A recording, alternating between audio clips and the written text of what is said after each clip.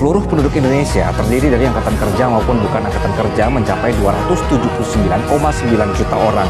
Sehingga menurut IMF, total pengangguran di Indonesia per April 2024 sekitar 14,6 juta jiwa. Jadi bersyukurlah untuk Anda yang sampai siang hari ini masih bekerja. Tapi kita akan lihat pemirsa data dari BPS.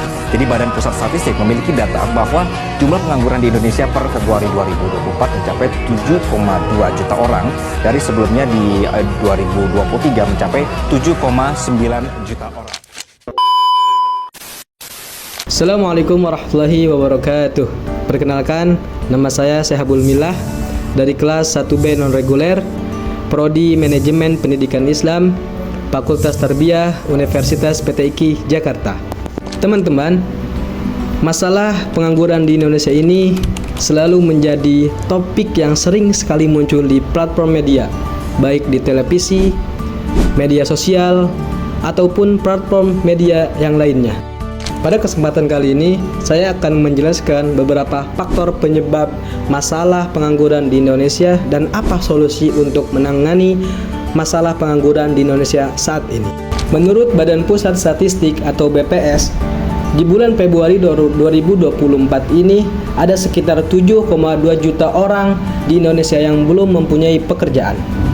Dengan tingkat pengangguran terbuka sekitar 4,82%, artinya dari semua orang yang mencari pekerjaan, 4,82% diantaranya tidak mendapatkan pekerjaan. Tidak hanya itu, menurut International Monetary Fund atau IMF, pada bulan April kemarin, tingkat pengangguran di Indonesia naik menjadi 5,2%. Bahkan nih, angka ini menjadikan Indonesia sebagai negara dengan tingkat pengangguran paling tinggi di Asia Tenggara.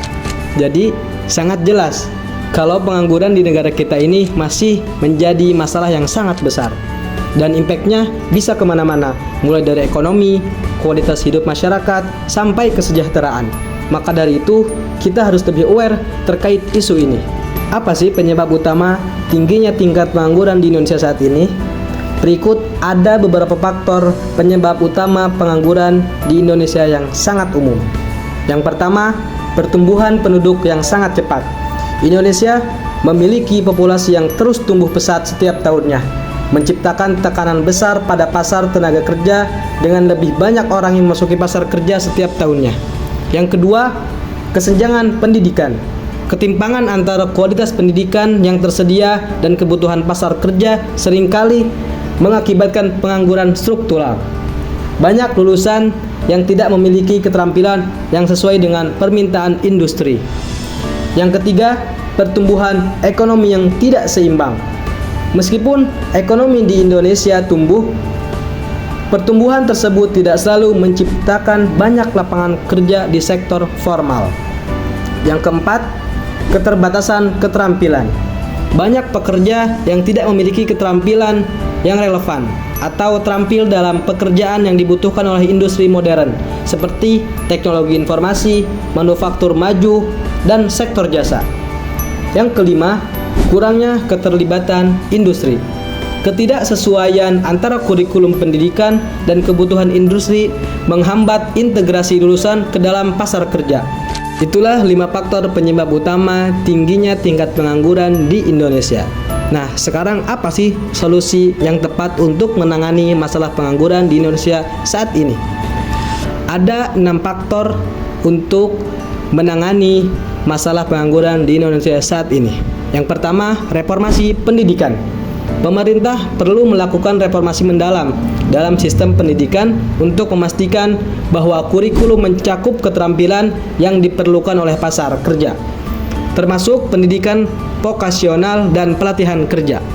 Yang kedua, pembangunan infrastruktur. Investasi dalam infrastruktur bisa menciptakan lapangan kerja baru secara langsung dan memicu pertumbuhan ekonomi di sektor terkait. Yang ketiga, dukungan untuk usaha kecil dan menengah. Mendorong pertumbuhan UKM melalui insentif pajak, akses keuangan yang lebih baik, dan pelatihan kewirausahaan dapat menciptakan lebih banyak kesempatan kerja. Yang keempat, inovasi teknologi. pemanfaatan teknologi digital dan internet untuk menghubungkan pekerja dengan peluang kerja serta memperluas akses terhadap pelatihan dan pendidikan.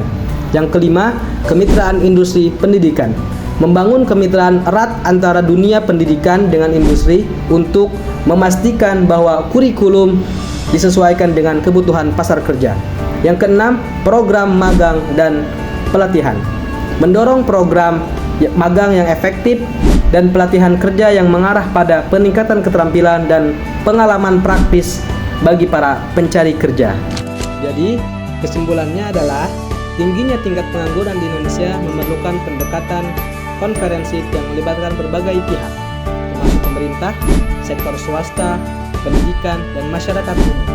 Dengan mengatasi penyebab utama seperti kesenjangan keterampilan dan ketimpangan ekonomi, serta menerapkan solusi konkret seperti reformasi pendidikan dan pembangunan infrastruktur, Indonesia dapat bergerak menuju pasar tenaga kerja yang lebih inklusif dan berkelanjutan. Dengan demikian, upaya kolaboratif ini diharapkan dapat mengurangi tingkat pengangguran secara signifikan dan memberikan dampak positif bagi pertumbuhan ekonomi dan kesejahteraan masyarakat di Indonesia. Oke teman-teman, itulah beberapa hal yang harus kita ketahui terkait masalah pengangguran di Indonesia. Kurang lebihnya mohon maaf. Saya Syahbul Milah. Assalamualaikum warahmatullahi wabarakatuh.